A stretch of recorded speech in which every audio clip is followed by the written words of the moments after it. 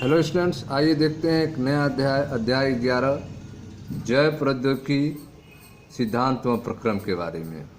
ठीक है, इसमें आपको 3 हेडिंग पढ़ना है।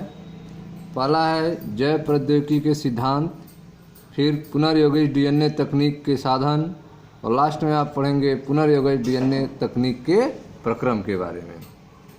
ठीक है, तो यह आपका 11वां चैप्टर है। इससे पहले 10 चैप्टर आपको कंप्लीट करा दिए गए हैं, वो आप पीछे वीडियो में देख सकते हैं। तो आइए देखते हैं चैप्टर 11 जैव प्रौद्योगिकी बायोटेक्नोलॉजी, इसके सिद्धांत और प्रक्रम के बारे में। तो पहले इसके चैप्टर के बारे में कुछ जानते हैं हम लोग। देखें ध्यान से। जैव प्रौद्योगिकी, जिसे इंग्लिश में बायोटेक्नोलॉजी कहते हैं, में उन तकनीकों का वर्णन मिलता है। ठीक है, जैव प्रौद्योगिकी में उन टेक्निक्स का वर्णन मिलता है जिसमें जीवधारियों या उनसे प्राप्त एंजाइमों का उपयोग करते हुए मनुष्य के लिए उपयोगी उत्पाद या प्रक्रमों का विकास किया जाता है। तो आप देख रहे हैं कि जैव प्रौद्योगिकी अर्थात बायोटेक्नोलॉजी के अंतर्गत उन तकनीक का वर्णन आप देखेंगे जिसमें जीवधारियों के उपयोग से या उनसे प्राप्त एंजाइमों के उपयोग से मनुष्य के लिए उपयोगी उत्पाद या फिर प्रक्रम का विकास किया जाता है। जैसे देखें, डबल रोटी, शराब इत्यादि सभी सूक्ष्म जीवों द्वारा संपन्न प्रक्रम में बनते हैं। ठीक है, तो जो भी डबल रोटीज हैं, शराब है, यह चीज़ें जो हैं सभी जो हैं सूक्ष्म जीवों के द्वारा, माइक्रो ऑर्गेनिज्म के द्वारा संपन्न प्रक्रम से बनते हैं। यह भी एक प्रकार से जैव प्रौद्योगिकी का परिणाम है।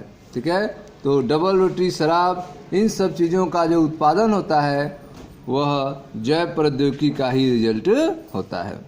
वर्तमान समय में सीमित अर्थ में, ठीक है, वर्तमान समय में सीमित अर्थ में अगर जैव प्रौद्योगिकी को देखा जाए तो इनमें वे प्रक्रम आते हैं जिनमें आनुवांशिकतः रूपांतरित जीवों का उपयोग उपयुक्त पदार्थों को अधिक मात्रा में उत्पादन के लिए किया जाता है।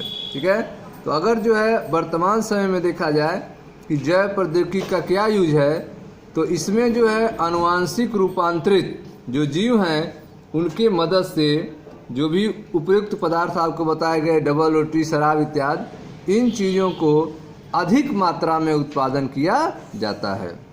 ठीक है, तो वर्तमान समय में सीमित अर्थ में जैव प्रौद्योगिकी को देखा जाए तो इनमें वे प्रक्रम आते हैं जिनमें आनुवांशिकतः रूपांतरित जेनेटिकली मॉडिफाइड जीवों का उपयोग उपयुक्त पदार्थों को, ठीक है, अधिक मात्रा में उत्पादन के लिए किया जाता है। आगे चलकर अनेक प्रक्रमों तकनीकों का समावेश जैव प्रौद्योगिकी में किया गया। ठीक है, जैसे जैसे समय बीतता गया तो नए नए टेक्नोलॉजी जो है वह बायोटेक्नोलॉजी में शामिल किया गया।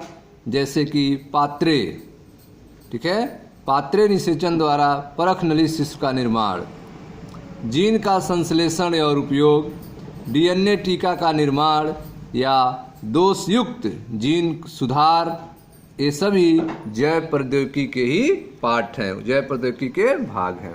ठीक है, तो आप देख रहे हैं कि वर्तमान समय में जो है सीमित अर्थ में जैव प्रौद्योगिकी को देखा जाए तो इनमें वे प्रक्रम आते हैं जिनमें आनुवांशिक रूपांतरित जीवों का उपयोग कर डबल रोटी, शराब इत्यादि जो वस्तुएं हैं उनको अधिक मात्रा में उत्पादन के लिए किया जाता है।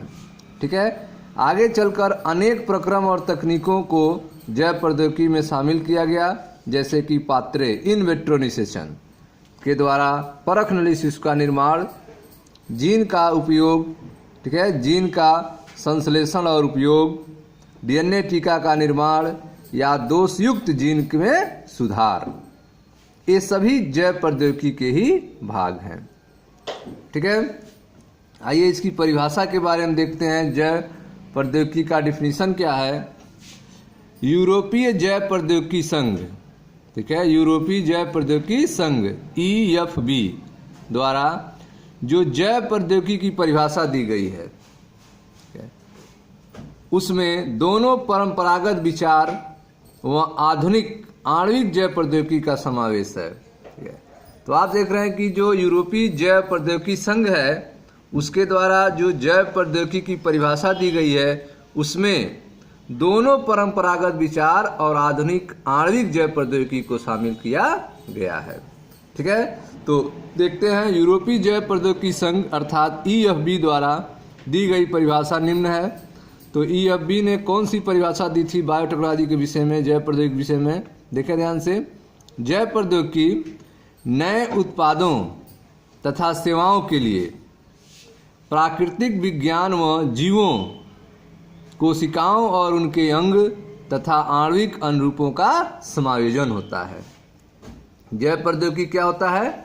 EFB के अनुसार जैव प्रौद्योगिकी नए उत्पादों तथा सेवाओं के लिए प्राकृतिक विज्ञान व जीवों, कोशिकाओं व उनके अंग तथा आणविक अनुरूपों का समायोजन होता है। ठीक है, तो यह जो है आपका EFB द्वारा जो परिभाषा दी गई है जैव प्रौद्योगिकी के बारे में यह है। ठीक है, तो यह था आपका जैव प्रौद्योगिकी सिद्धांत और प्रक्रम चैप्टर के परिचय के बारे में। ठीक है, अब इसकी पहली हेडिंग है जैव प्रौद्योगिकी के सिद्धांत के बारे में, जैव प्रौद्योगिकी के सिद्धांत। ठीक है स्टूडेंट, तो इसको जो है अगले वीडियो में हम स्टार्ट करेंगे इस चैप्टर की पहली हेडिंग। मिलते हैं नेक्स्ट वीडियो में। Thank you.